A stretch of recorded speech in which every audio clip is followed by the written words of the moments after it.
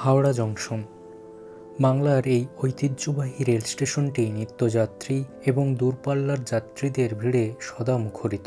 এই স্টেশনে যাত্রীদের জন্য রয়েছে 1 থেকে 15 নম্বর প্ল্যাটফর্ম, আর এর ঠিক পরেই শুরু হয়েছে 17 নম্বর প্ল্যাটফর্ম। কিন্তু মাঝের 16 নম্বর প্ল্যাটফর্মটি নেই কেন, সেই প্রশ্ন অনেকের মনেই আসে। এর উত্তরটি লুকিয়ে আছে স্টেশনের ইতিহাসের গভীরে। ঐতিহাসিকভাবে 15 এবং 17 নম্বর প্ল্যাটফর্মের মাঝের এই স্থানটি দীর্ঘকাল ধরে 0 মাইল হিসেবে পরিচিত। এই জায়গাটিতে কোনো নিয়মিত যাত্রীবাহী প্ল্যাটফর্ম হিসেবে তৈরি করা হয়নি।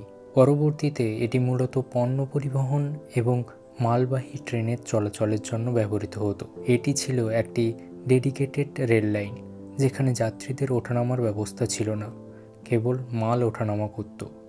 অন্য একটি গুরুত্বপূর্ণ বিষয় হল এই স্থানটির ঐতিহাসিক গুরুত্ব। অনেকের মতে 1854 সালের 15ই আগস্ট এখান থেকেই বাংলার প্রথম যাত্রীবাহী ট্রেন যাত্রা শুরু করেছিল। সেটি ছিল এই 0 মাইলের অংশটি। সেই ইতিহাসের সাক্ষ্য বহন করার জন্যই দীর্ঘদিন এই বিশেষ লাইনটিতে প্ল্যাটফর্ম নম্বর দিয়ে অন্য প্ল্যাটফর্মগুলির সাথে একীভূত করা হয়নি।